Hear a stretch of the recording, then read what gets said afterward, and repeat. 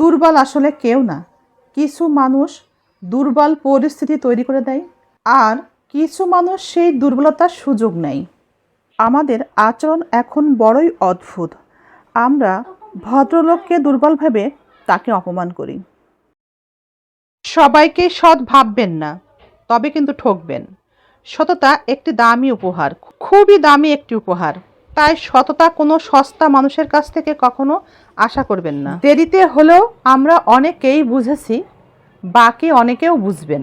আপন লোক বন্ধু বান্ধব আমাদের অনেকেই আছে, কিন্তু বিপদের সময় পাশে কেউ থাকে না। টাকা টাকা খুব ছোট্ট একটি শব্দ, কিন্তু এর প্রভাব অনেক বেশি। যখন টাকা থাকে না, তখন জীবনে হাহাকার নেমে আসে। আর যদি টাকা জীবনে বেশি হয়ে যায়, তবে বেড়ে যায় অহংকার। ছোট্ট একটি প্রাণীও যদি আপনার দ্বারা উপকৃত হয়, সেটাই আপনার মানব জীবনের সার্থকতা। মনে রাখবেন, অপরকে আপনি যেটা দিবেন সেটাই ফেরত পাবেন, নিজেও সেটাই পাবেন, হোক সেটা ঘৃণা, অপমান অথবা ভালোবাসা। মুখের উপর জবাব দিতে সবাই জানে, কিন্তু কেন দেয় না জানেন?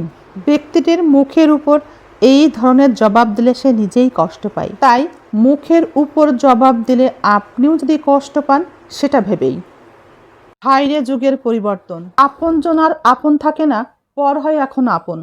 তবু মনে রাখবেন, সৎ মানুষ সবসময় নিঃসঙ্গ হয় এবং হয় সকলের আক্রমণের লক্ষ্যবস্তু। খুবই দুঃখ লাগে কোথায় জানেন? অভাববোধে মানুষ এত দুঃখ পায় না, যতটা দুঃখ আপনজনের কাছ থেকে পাই। বর্তমান সময়টা এমন একটা সময়, এখন মতের অমিল হলেই ঘরে বাইরে সর্বক্ষেত্রেই হেনস্থা হতে হয়। দুঃখের সাথেই বলছি, আচ্ছা আপনারা বলেন তো, সেই দিনটা আবার কবে ফিরে আসবে? একে অপরের প্রতি সম্মান দেখানোটা মন থেকেই সম্ভব হবে? মানুষ অন্যের দোষ দেখতে পেলেই বিচারপতি হয়ে যায়, আর নিজের দোষ ঢাকতে গিয়ে উকিল ব্যারিস্টার হয়ে যায়। এই হচ্ছে সমাজের এক ধরনের মানুষের দুমুখ চরিত্র। কথাটা ভীষণ তিতা যদিও, তবে এটাই সত্য।